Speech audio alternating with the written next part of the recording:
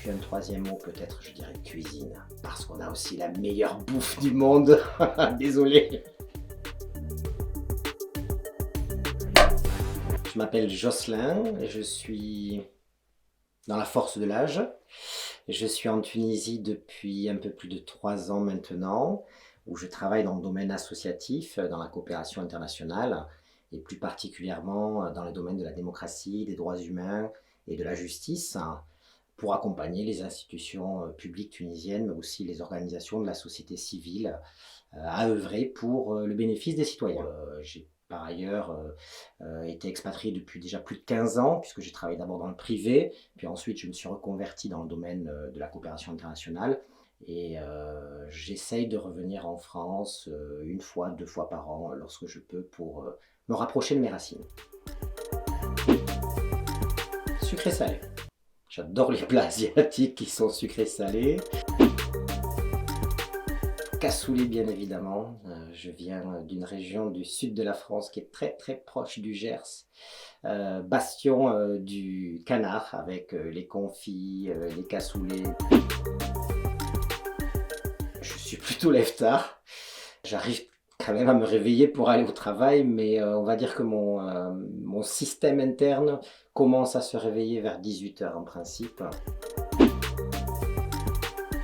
Même si j'aime beaucoup Marion Cotillard, je crois que Charlize Theron m'a gardé un petit peu dans ma mémoire avec certains films que j'ai pu voir d'elle, notamment L'Avocat du Diable, si je ne me trompe pas, dans lequel elle a eu un rôle fantastique. Et puis de toute manière, je suis plutôt blonde que brune. On va dire que je préfère les roses pour en avoir offert pas mal. Mais j'ai quand même un jasmin dans mon jardin et ça sent tellement bon, donc je dirais les deux. Bureau rangé, très rangé. Je vais dire harissa, parce que, à nouveau, c'était une découverte pour moi en arrivant en Tunisie, avec effectivement une variété que j'ai pu découvrir en Tunisie qui était impressionnante pour moi, ne connaissant pas ça.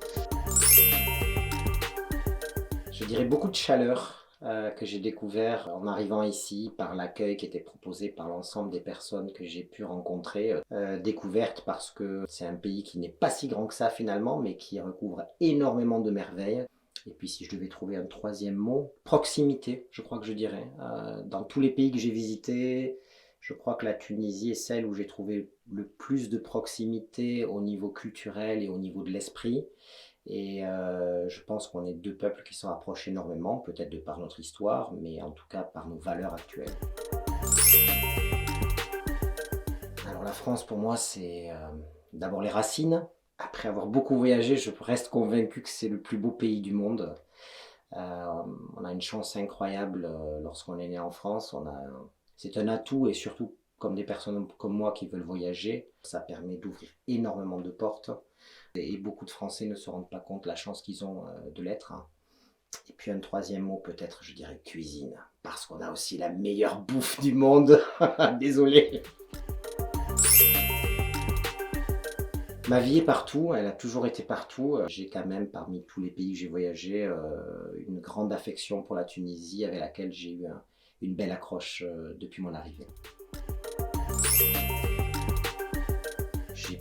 J'ai pu voir en Tunisie, depuis que je suis arrivé, une grande, en tout cas une société civile qui est extrêmement présente, notamment peut-être depuis la Révolution, qui s'est réveillée et qui prend sa place, et toute sa place aujourd'hui dans toutes les batailles pour préserver les droits et libertés qu'il y a en Tunisie.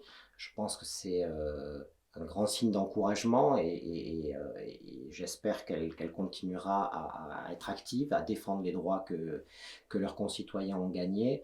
Quand je regarde aussi la France, je me dis qu'il y a pas mal de ponts qui peuvent être faits. J'espère vraiment que, tant sur le plan associatif, qu'il y a une continuité un petit peu des forces qui sont en présence en Tunisie, aussi peut-être qu'en France on continue à suivre, ou peut-être suivre cet exemple qui est donné par les Tunisiens, avec cette jeunesse qui est très forte.